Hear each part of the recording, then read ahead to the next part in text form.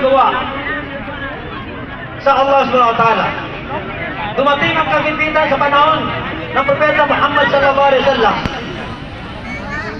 Naisip ni Umar ibn al-Khattab na siya ay maggugol ng kanyang kayamanan, ibibigay niya sa landas ng Allah sa panahon ng kagipitan ng mga Muslim, ibibigay niya ang kalahating kayamanan niya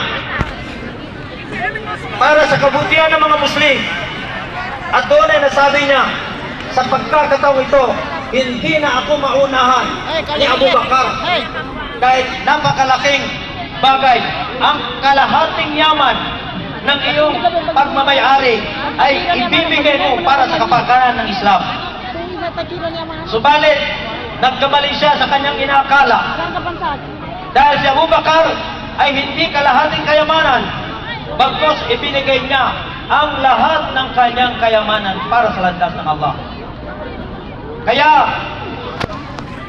sa gabi nito, sa abot ng kaya mo, igugol mo ang iyong kayamanan. Ang paghanap sa karangalan ng Lailatul Qadr. Nandito ang ating pinakamamahal, kagalang-galang, ang punong ministro, Honorable Abdurrauf Samigambar Makakwa. Siya ang pangunahing nangangasiwa sa mga ganitong gawain.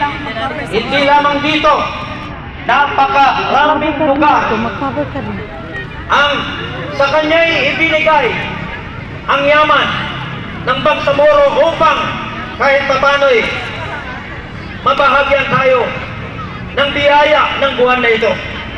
Kaya isama natin sa ating mga panalangin ang ating